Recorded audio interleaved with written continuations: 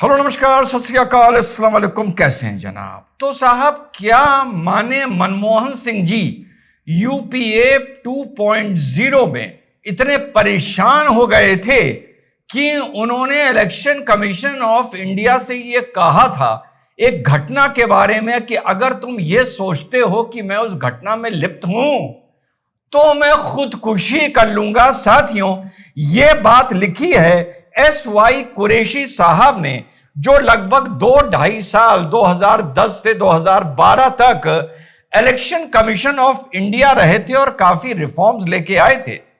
उन्होंने अपनी किताब लिखी है India and I, 100 memories not a मेमा।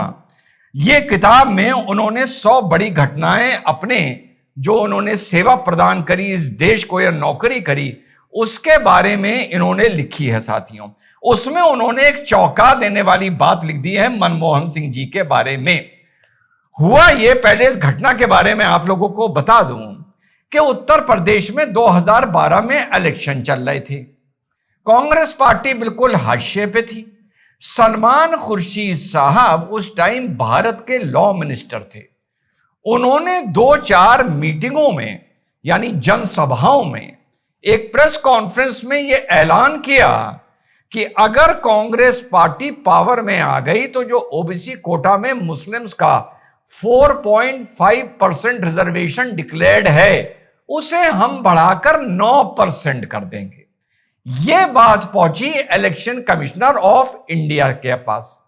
जब उनके पास पहुंची तो इस बात पर उन्होंने ऑब्जेक्शन किया, और ऑब्जेक्शन करने का एक कारण और यह था कि बीजेपी ने इस बात पर ऑब्जेक्शन किया कि चुनाव आचार संहिता लगी हुई है और आप इस तरह का तुष्टीकरण को लेके, अपीजमेंट को लेके इस तरीके का एक अनाउंसमेंट कर रहे हैं।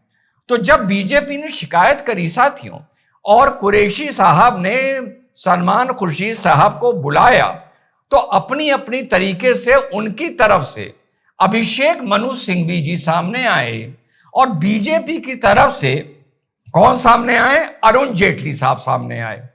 बड़ा ये मामला चर्चा में रहा, और उसके बाद 3-4 दिन बाद जब बहस चली, 3-4 दिन कि इस तरह का अनाउंसमेंट चुनाव आचार संहिता में हो सकता है या नहीं हो सकता है, यानी कुरैशी साहब की बात मानने से कांग्रेस ने साफ मना कर दिया था। तो फाइनली ये चीज तय हुई कि नहीं, इस तरह का अनाउंसमेंट नहीं हो सकता है, और इस बात को लेकर सलमान खुर्शीद साहब को फटकार लगाई गई। ये मैं कहानी अपनी तरफ से नहीं बता रहा हूं, ये SY कुरैशी साहब ने अपनी किताब में लिखी है उन लोगों के बारे में जो बोलते हैं कि इंस्टीट्यूशंस खतरे में हैं। आहा, सुनते जाइए क्या एक्सपोजर हुआ है। तो साहब, इस बात को लेकर उनको फटकार लगाई गई सलमान खुर्शीद साहब को। अब सलमान खुर्शीद साहब पहुंच गए अपने आकाओं के पास। अब उस टाइम लॉ मिनिस्टर का आका प्रधानमंत्री तो होता नहीं था, कोई और आता था, पावर सेंटर कहीं और था। वहां जाके उन्होंने इलेक्शन कमीशन की शिकायत कर दी, और ये बातें सामने आने लगी कांग्रेस पार्टी से कि इलेक्शन कमीशन बहुत दादागिरी पर उतर आए हैं, बहुत एरोगेंट हो गए हैं। समझते जाइएगा बात को, ये उस दौर की बात नहीं हो रही है जहां पर ये लोग मातम करते नजर आते हैं, बहुत एरोगेंट हो गए हैं। अब इस बात से जो इलेक्शन कमीशन साहब थे वो बड़े आहत हुए। उन्होंने फिर अपनी एक ईद का फंक्शन दिया, भाई उस टाइम में सब चलता था, ईद मिलन किया। तो ईद मिलन में एक हरीश साहब भी आए जो press secretary to Manmohan Singh हुआ करते थे। जब वो सामने आए तो उन्होंने आकर, जब उनसे मुलाकात हुई हरीश खरे, तो जब उसी में कुरैशी साहब से उनकी मुलाकात हुई तो चलते फिरते in passing I mentioned my grievance.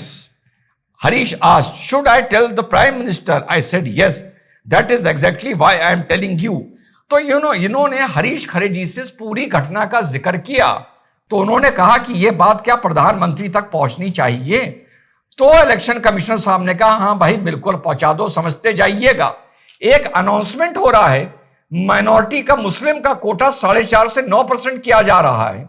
Abhishek Manu Singhvi और अरुण जेटली जी 3 दिन बहस कर रहे हैं, देश में हल्ला मचा हुआ है, सलमान खुर्शीद को फटकार पड़ रही है, इलेक्शन कमिश्नर नाराज है, लेकिन बाद में इलेक्शन कमीशन कह रहा है भैया जाके ये बात प्रधानमंत्री को तो बता दो, यानी प्रधानमंत्री को ये बात ही नहीं पता है, आगे बढ़िए।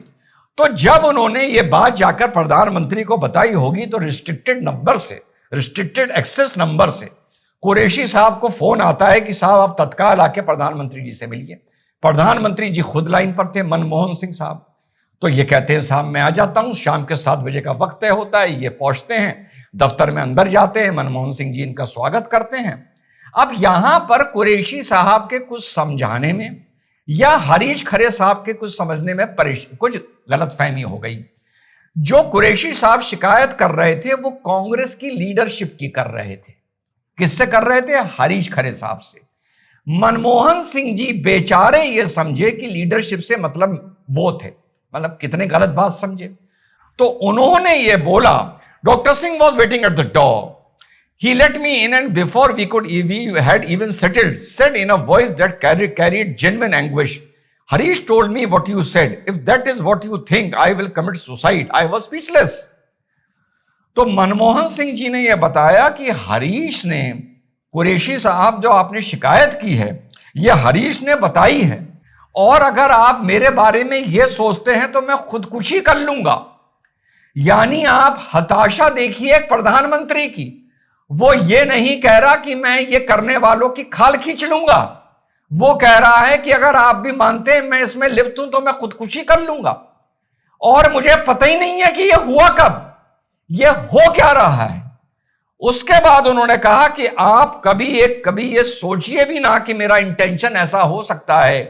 ये जो इंस्टीट्यूशंस हैं इनको मैं बहुत हाई रिगार्ड करता हूं, और आइंदा कभी आपको प्रॉब्लम हो आप मुझे सीधे बता दीजिएगा, ये बोला मनमोहन सिंह जी ने। और उसके बाद अपनी किताब में कुरैशी साहब ने मनमोहन सिंह जी की बड़ी तारीफ लिखी है कि वो कितने डायनेमिक लीडर थे। अच्छा भैया, यहां तो कुछ लगता है कि डैश डायनेमिक लीडर थे, पर वो मैं बोलूंगा नहीं, बहुत सम्मान है उनका। अरे भाई, तुम काहे के डायनेमिक लीडर थे यार? हैं, तुम्हारे देश में इतनी बड़ी घटना चल रही है, क्या क्या अनाउंसमेंट हो रहे हैं, ना सर ना पैर, जो चाहे अनाउंसमेंट कर दो तुष्टीकरण के लिए, बवाल मचा है, और तुम्हें पता ही नहीं था कि ऐसा कोई बवाल मचा है। और आप कह रहे हो इलेक्शन कमीशन से आइंदा कोई ऐसी बात हो तो मुझे डायरेक्टली बता देना।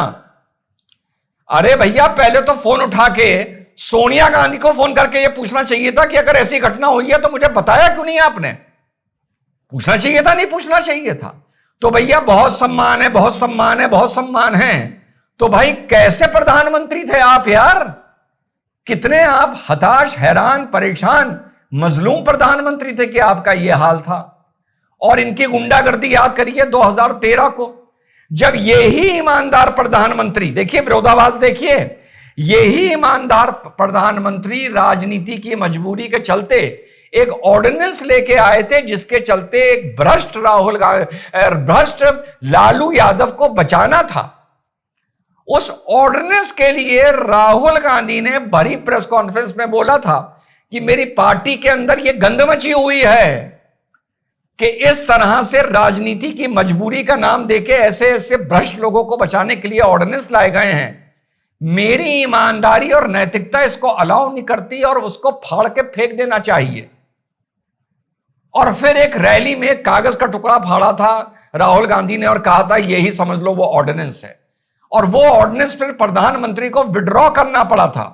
यूपीए गवर्नमेंट को वो ऑर्डिनेंस 2013 की बात है, विड्रॉ करना पड़ा था। उस टाइम राहुल गांधी ये सोच रहे थे कि ऐसी ईमानदारी की चिकनी चुपड़ी बातें करके 2014 में कांग्रेस आएगी और मैं प्रधानमंत्री बन जाऊंगा।